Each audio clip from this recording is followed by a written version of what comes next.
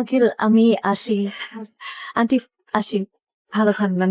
আবার আসবা, খুব ভালো লাগলো। তা তুমি যাবে কেমন করে?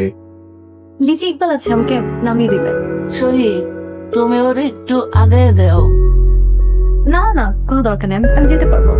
যেতে পারবো একা একা? না বেআইনে যেহেতু কইছে তুমি আগে দাও দাও। জি আচ্ছা। আমার আসলে খুবই ভালো সময় গেল, আর আপনাদের ফ্যামিলি দেখে আমার এত ভালো লেগেছে, একদম পুরো হ্যাপি একটা ফ্যামিলি। আমি তো মাঝে মাঝে আসবো। আমি আপনি যখন মন চাবে ডিরেক্ট চলে আসবে। আপনি আসতে আমার আপা খুশি হবে। দীপা, তোমাকে আমার খুবই ভালো লেগেছে, তুমি তো আমাকে কল করবা, ওকে? আমার মাঝে মাঝে দেখা করবো। ফাইজা, আমি নেক্সট টাইম যখন আসবো তোমার জন্য অনেকগুলো চকলেট নিয়ে আসবো। ওকে বাই, আসি তাহলে। হ্যাঁ সব চল সব।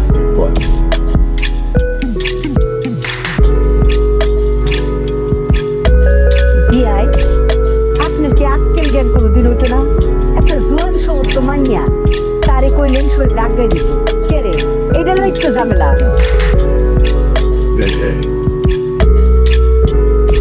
আপনাকে একটা কথা বলি। জি বলেন, কারো বাড়িতে কেউ মেহমান হিসেবে আসলে তারে আগায় দেওয়াটা হলো একটা শিষ্টাচার, এটা হলো ভদ্রতা। সুতরাং আপনার বিআইন খারাপ কিছু বলে নাই, আর এটা যদি মাথা ব্যথার কারণ হয় তাহলে ওনাকে এখানে দাওয়াত করার কি দরকার ছিল? আপনার মনে রাখতে হবে যে আপনার মেয়ের জামাই একটা অফিসে বিভিন্ন কলিগের সাথে চাকরি করে, তাদের মধ্যে কেউ পুরুষ কেউ মহিলা, তারা কলিগ, তাদের আচার ব্যবহার এবং একসাথে সারা দিন রাত তারা কাজকর্ম করে এক ধরনের একটা সহানুভূতির জায়গা তৈরি হয়। সেক্ষেত্রে যদি তারা আসে, এটা নিয়ে পরবর্তীতে যদি ঘরের মধ্যে আলোচনা হয়, তাহলে জিনিসটা এক ধরনের হিপোক্রেসি হয়ে গেল না? এই হিপোক্রেসিটা জীবনের যত কম থাকবে তত জীবন সুন্দর হবে। সুতরাং একটা মেয়ে আসছে, তাকে রাতের বেলায় যদি একটু আগায় দেওয়া হয়, এটা তো আমার মনে হয় না যে কোনো অনৈতিক কাজের মধ্যে এটা পড়ে গেল। কথাটা মনে রাখবেন, বিয়াই কিছু মনে করে। আপনি কি শিওর যে এটা অনৈতিক না? আচ্ছা ঠিক আছে, এটা অনৈতিক না, সরি আমার ভুল হয়ে গেছে। এই বাবা ওষুধ খাওয়া হয়েছে না?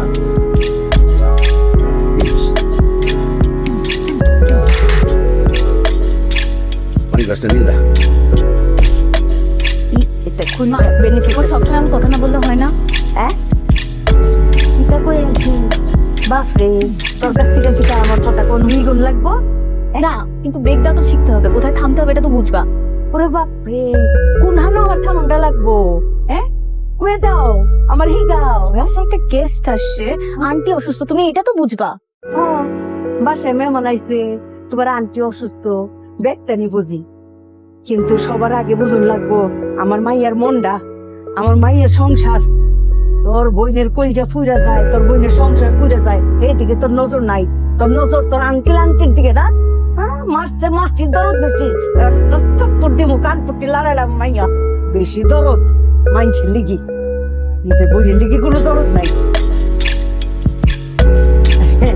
নানুনি তোমার খালা মনে একটু ডর দেখাইলাম, দেখি বেনি করে দিই। নিফা আয় আয়, গল্প উনাইবি? গল্প উনাইতে না তোমার?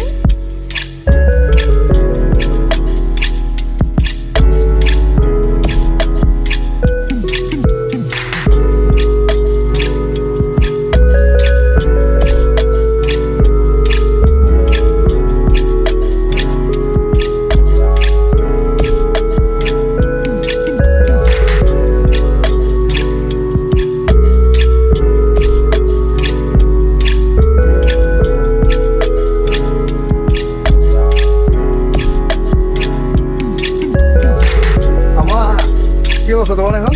শরীর স্বাস্থ্য ভালো? ভালো লাগতেছে? কি রে খাইরু, তুই বাসা যাস না? এক কাপড় পরে 3 দিন ঘুরে বেড়াইতেছ। হ্যাঁ বাসা যা, যা গোসল কর। তুই কেমন একটা ব্যারিসমেন্ট। এই রিপা, কি রে তুই কি পড়ালেখা করস না? সারাক্ষণ দেখে এখানে বসে থাকস, এভাবে চলবে? আবা আমি তাহলে যাই, অফিসে লেট হয়ে যাচ্ছে আর কি। সহি কে আব্বা? একটা মিনিট, একটু কথা ছিল তোমার সাথে। তুমি তো ও তুই যাইতেছ? হ্যাঁ মা, একটা কথা আছে। হ্যাঁ বলেন না। এই যে নাবিলারে তো দেখলাম, মাশাআল্লাহ বাক্কা বেডি ওই। বুঝছো? আমরা আর পরিবারের লগে যাই, বুঝছো না? আমরা নবাবের লগে নাবিলার বিয়ার প্রস্তাবটা দিয়ালাম। আমরারও নবাব বংশ, নাবিলারও দেখা যায় একটা রাজকীয় পরিবারের বংশ। মাশাআল্লাহ দুই ফ্যামিলি মিল ভালো। তুমি এই প্রস্তাবটা দিয়ালাম। মা মানে এটা কিভাবে সম্ভব? উমা কিভাবে? সেটা আন্দারিক মেয়ে, আমরা নবাব আমাদের কি ভালো ছেলে, ওদের বংশ বলো আমাদের বংশ বলো, কথা বলো। তোমার কোনো প্রবলেম আছে? না না, আমার কেন প্রবলেম থাকবে? আরে নাবিলা তো ঠ্যাঙ্গের উপরে ঠ্যাং তুলে বয়ে খাইতে থাকবো সারা জীবন। আমরা যে ধন সম্পত্তি নবমের লগে বিয়ে হইলে বেটির আরো বালা। তোমার অফিসে আর চাকরগিরি করণ লাগতো না, বুঝো না? পছন্দ তো করছে না? পছন্দ তো করছি, নবাবরে পছন্দ করছি তো, ডাইরেক্ট কইছে তোমাকে আমার ভালো লেগেছে, শুনেছি আমি। মা আমি তাহলে যাই। তুমি প্রস্তাব আজকে দিয়ে আমার জানাইও। বিয়াই আপনার কিতা কই, ঠিক আছে না? নবাবের লগে নাবিলার এই প্রস্তাবটা দিলে সাম খাইনি, মানে মিল খাইনি। আই নিপা, একটু ফাইজাকে রেডি কর, যা দেরি যাচ্ছে। বিয়াই আপনি কিতা কই, ভালো হইতো না? হ্যাঁ ভালো হইব। ঠিক আছে, চা খাই।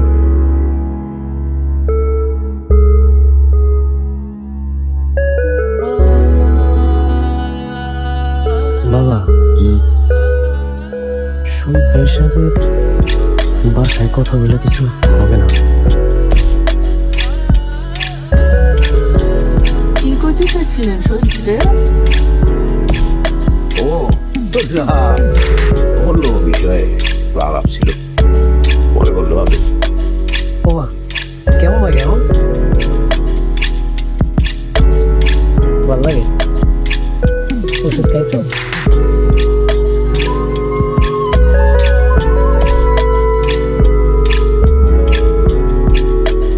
এটা আমাদের গল্প, এটা আমাদের গল্প, এটা আমাদের গল্প।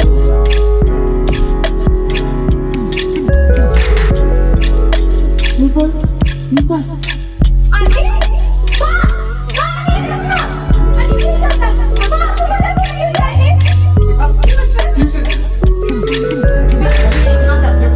মাথা পড়ে গেছে। রত্না কি হয়েছে?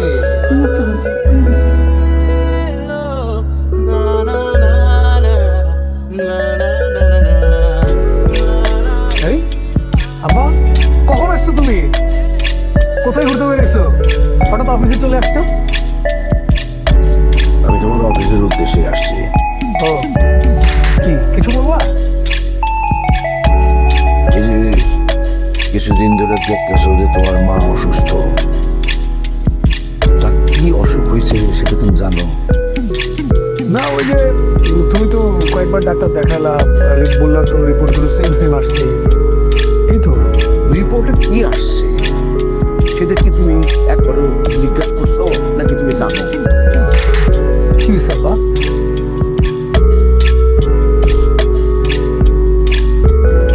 তোমার মায়ের একটা খারাপ অসুখ হয়েছে, ব্রেন টিউমার। আমি 3টা ডাক্তারকে দিয়ে ক্রস চেকিং করাইছি, সব জায়গায় রেজাল্ট একই আসছে, ব্রেন টিউমার, এটা অপারেট করতে হবে। সেটা যে অপারেট করা হবে তাতে যে সম্পূর্ণ সুস্থ হয়ে যাবে এরকম না বিষয়টা। অপারেট করার পরে তারা দেখবে যে সেটা ওই কি যেন ওদের ভাষায় বলে, ওরা গ্রোথ আছে কিনা। গ্রোথ যদি থাকে তাহলে খারাপ, সব শেষ। আর যদি গ্রোথ না থাকে তাহলে সুস্থ হওয়ার সম্ভাবনা আছে। এই চিকিৎসার ব্যয় সম্পর্কে আমি ধারণা নিছি। তারা বলছে যে ভালো হাসপাতাল বা ক্লিনিকে করতে গেলে 25 থেকে 30 লক্ষ টাকা লাগবে, আর সরকারি হাসপাতালে করলে এর চাইতে কম খরচে করা যায়, কিন্তু সেখানে একটা দীর্ঘসূত্রিতার ব্যাপার আছে। চিকিৎসা যদিও ভালো, ওয়েট করতে হবে। তুলনামূলক ভাবে একটু কম, তাছাড়া আর কিছুই না। আব্বা এখন কি করবো? এখন কি করবা মানে সেই সিদ্ধান্ত তো তুমি দিবা। তুমি কি করবা? তোমার মা যদি চলে যায় জীবনে তো আর কিছু থাকবে না। ছেলে হিসেবে মায়ের প্রতি তোমার দায়িত্ব আছে না? তুমি কি ছেলে হিসেবে কি খোঁজ খবর নাও মায়ের? অফিসে যাওয়ার সময় আসার সময় ড্যাং ড্যাং করতে করতে জিজ্ঞাসা করো, মা তোমার কিছু লাগবো নাকি, আর শরীর কেমন আছে, ভালো আছে নাকি? আর তোমার খুব ব্যস্ততা, তুমি বাইরে যাও, বাড়িতে ফেরো একই জিনিস। আরে তোমার তো ডাক্তারের কাছে নিয়ে যাওয়ার সময় হয় না তোমার মাকে। তোমার মাকে ডাক্তারের কাছে কে নিয়ে যায়? ও তোমার শালি যায় আমার সঙ্গে, অথবা খাইরুল অফিস থেকে ছুটি নিয়ে এসে যায়। তোমার বউরে বলো, সেও তো যায় না। আর তুমি তো নিজে কোনো সময় দাও না, এত ব্যস্ত তুমি, নিজের মায়ের জন্য তোমার সময় নাই। হ্যাঁ, আর সমস্ত বিষয়ে তোমার সময় আছে।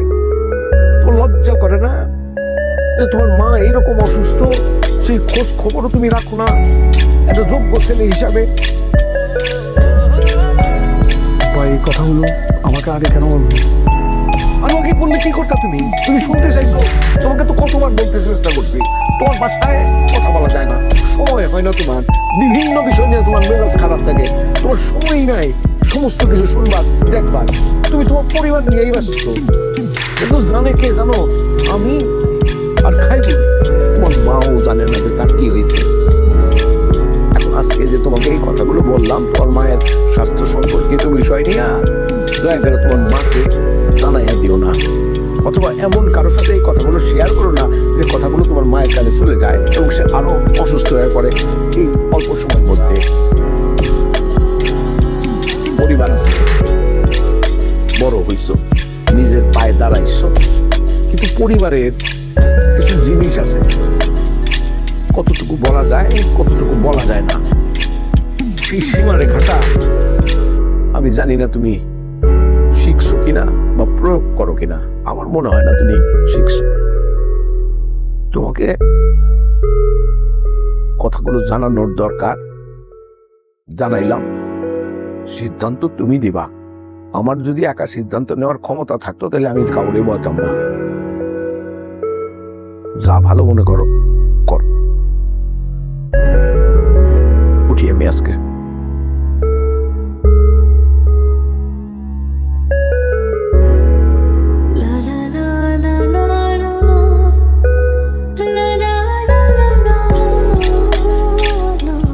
আব্বা মানে আমি এই জিনিসটা বুঝতেছি না, সেটা হচ্ছে যে আমার রিপোর্ট তো ভালো আছে, ওষুধ দিচ্ছে, আস্তে আস্তে খালি ঠিক হয়ে যাবে, বয়স হয়েছে, মাথা ঘুরে পড়তে পারে, এটা নর্মাল।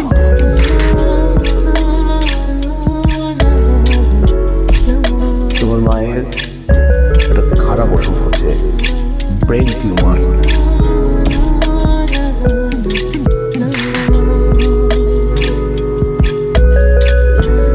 বাবা বলছো?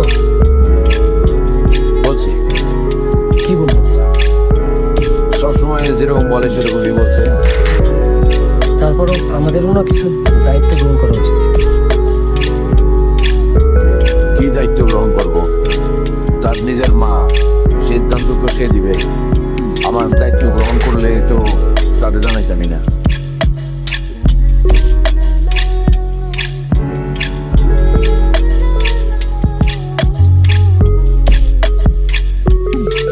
স্যার পানি।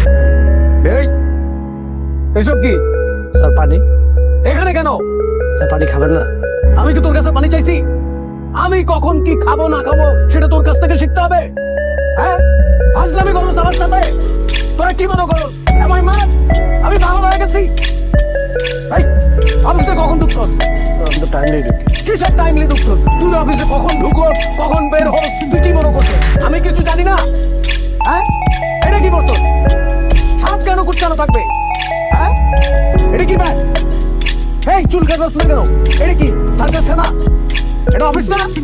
অফিসে আসতে হলে অফিসের নিয়ম কানুন মেনে চলতে হবে। এই বেটা, আমি জোকার? টাকা রসিস কি লেগা?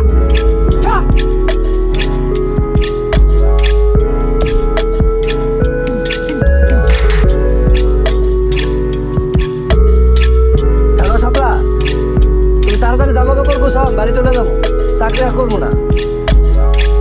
কি হয়েছে মানে তোমার এত কিছু ওনার দরকার নেই তো। আমি তোমার বলছি জামা কাপড় গুছাতে গুছাও, এটা চাকরি করবো, যা ইচ্ছা তা আমার লোক করতে পারবো না তো। আর বাসায় ঝগড়া হয়, যা ইচ্ছা তা আমার করবো, গালাগালি করবো, চিল্লাচিল্লি করবো কিছুদিন পর পর। না তোমার এত কথা বলা লাগতো না, তুমি জামা কাপড় গুছাও। ভাই এই কথাগুলো আমাকে আগে কেন বলনি? আর ওকে বললে কি করতে তুমি? তুমি শুনতে চাইছো? তোমাকে তো কতবার বলতে চেষ্টা করছি।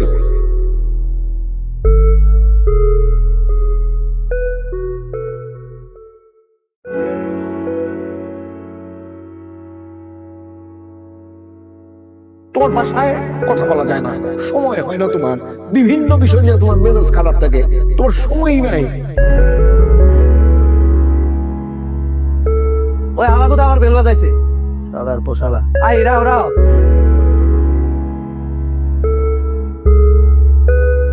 স্যার, তোর আব্বা মা ভালো আছে? জি স্যার। আব্বা কি করে? স্যার বাসায় থাকে, কোনো কাজ করে না? এখন করে না স্যার, কাজ করতো, কৃষি কাজ করতো, খুব কষ্ট হইতে লেগে না করছে। ও আচ্ছা আচ্ছা আচ্ছা। আম্মা? আমার বাসায় থাকে। ঘরে রান্না বান্না করতে পারে তো? হ্যাঁ, রান্না বান্না করে দুজনে খায়। আব্বা মার দিকে খেয়াল রাখবি, সেবা করবি। আব্বা মা হলো অমূল্য রতন, এই রত্ন একবার হারায় গেলে আর খুঁজে পাবি না।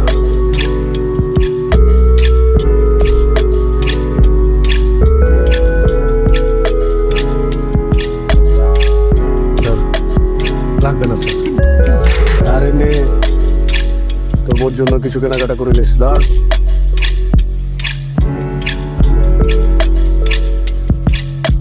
বল। স্যার আমার মনটা ভীষণ খারাপ, তাই তোর সাথে মিসবিহেভ করে ফেলছি। তুই মনে কিছু নিস না, আমি আমার মধ্যে নাই। স্যার আমি আপনার মতো স্যার, আপনার যখন মন খারাপ হলে চিল্লাচিল্লি করেন, আমার মন খারাপ হলে আমি যত দূর চোখ যায় খেলে হাঁটতে থাকি। মন আবার ভালো হয়ে গেলে আবার বাসায় চলে আসি স্যার। যা, স্যার চা কফি কিছু খাবেন? কফি নিয়ে আস।